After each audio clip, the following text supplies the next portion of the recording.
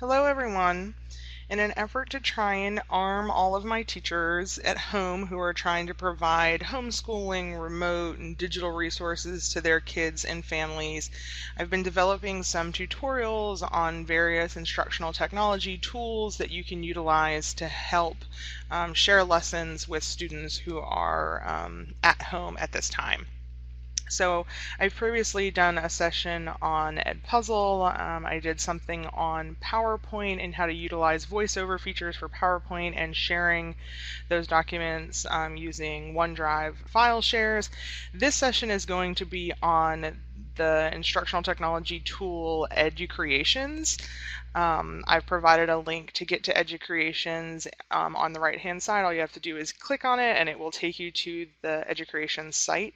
I'm going to go ahead and share my screen with you guys so you can kind of see what the site looks like. So when you navigate to Educreations, this is what you'll be looking for. I will tell you guys that I love this tool. I've shared this tool with teachers, in the past. The only kind of downside or catch for this is you do need a device that has a touch screen capabilities, because essentially what this tool allows you to do is it allows you to create kind of whiteboard, white screen videos.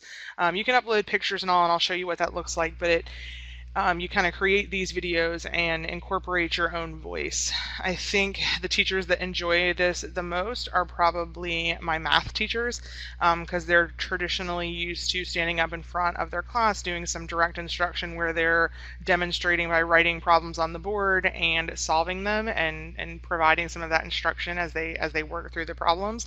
This is the absolute perfect platform for that kind of thing. So if you don't have an account, you will need to create a new account. You can click on the button here where it says teacher sign up. You guys will see this is great.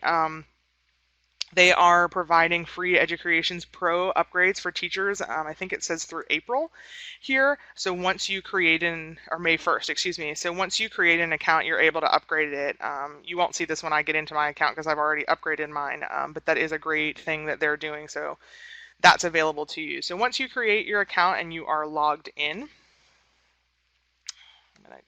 not Facebook. I'm going to go ahead.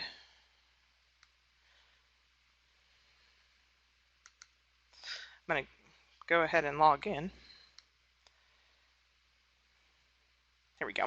So this is my account when I log in. This is kind of my home page. You guys will see in my lessons, any previously recorded lessons will kind of hang out there in your space. This is very old, 2 years and 9 months ago. It had some views. It was something we utilized for a training that we did. But I'm going to show you can kind of start from scratch. So I'm going to click over here on create new lesson. I will tell you guys, I ran into an issue when I was trying to prepare for this demo. I'm traditionally a Google Chrome user, and for whatever reason, if you're utilizing this or you're trying to do this from a device like a computer or a Surface, I'm working on a Microsoft Surface Pro, I had to use Internet Explorer. For whatever reason, the Flash player was being blocked on both Google Chrome and Firefox, but it seemed to work perfectly fine for me in Internet Explorer. If you can also use this, and if you guys saw it on the kind of sign-in screen, if you have an iPad at home, this is perfect for iPad. You can download the app. There's an Educreations app, and it's perfect if you have an iPad or tablet like that. You can, or anything that has like an app store, and you can download it. That works. But if you're trying to use the web-based version, just be aware that there is a Flash player, and depending on what web browser you're using, you could kind of run into issues there. Just try a couple different web browsers. That's what I did essentially as I got into Explorer, and it worked perfectly fine, but I was not able to get to this page from Google Chrome or Firefox. It's going to depend on what version of Flash player you have and potential blocks that you have. So just be aware you could run into those barriers, but I know that it works great on iPads.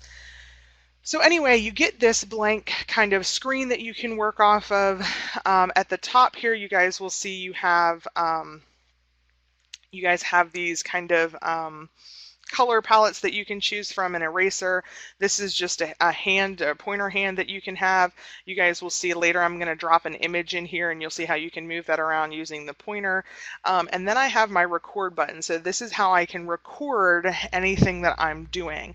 So if I just wanted the blank paper and I just wanted to work from here, and it will be a little bit weird, guys, because you won't see my mouse moving around because I'm going to use a stylus to write on my screen, but this would be perfect for math, so I could easily write math problems and explain them out to my students.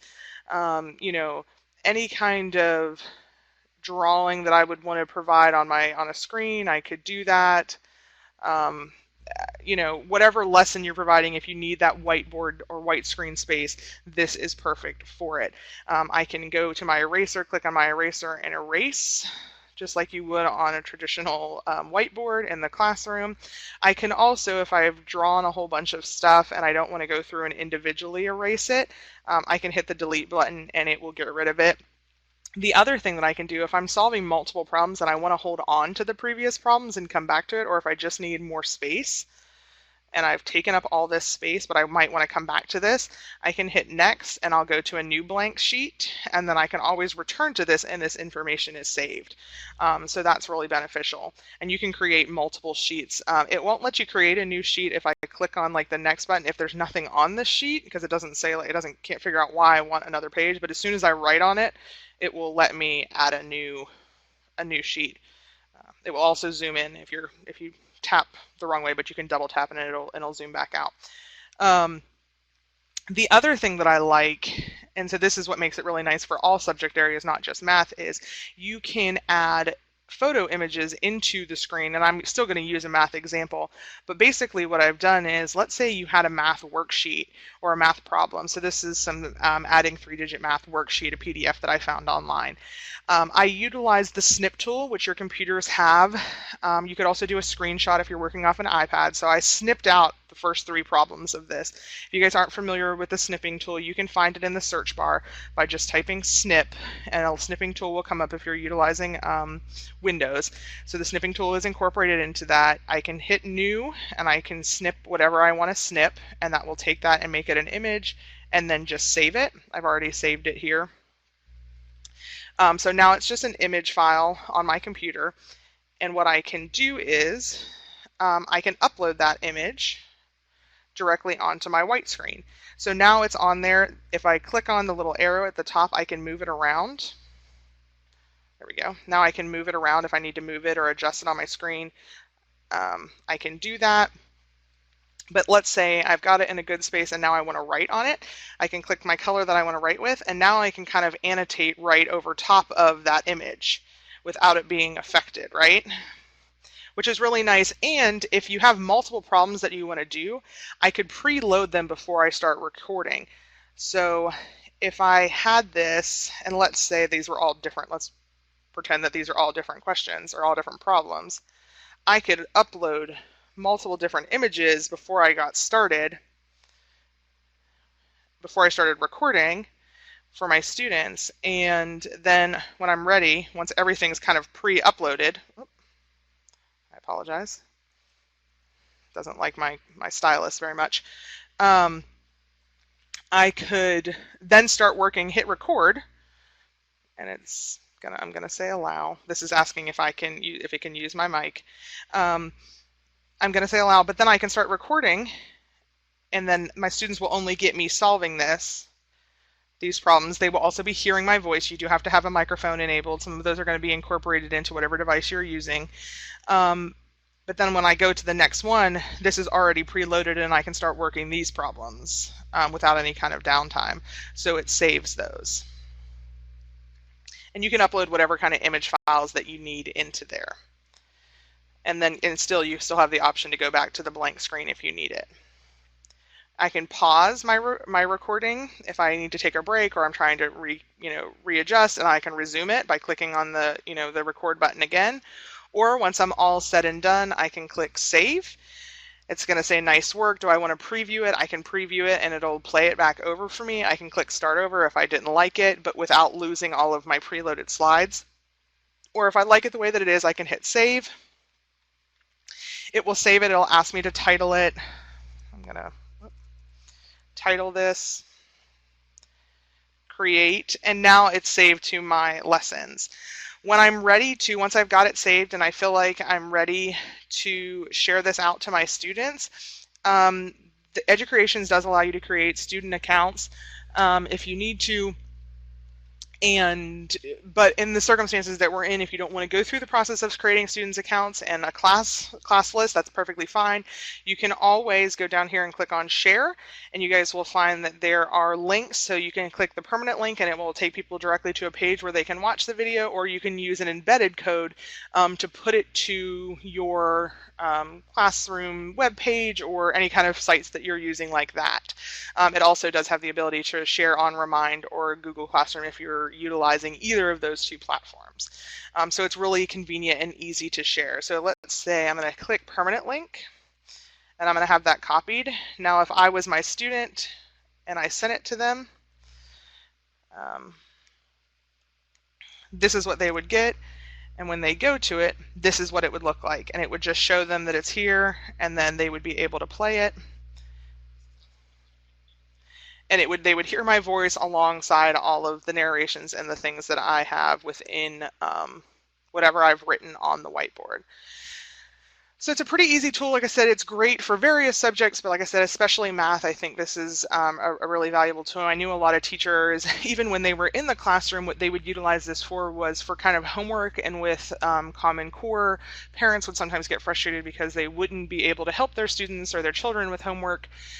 Because they didn't understand the language or the way that it was being explained or the way that it was being done, the different methods.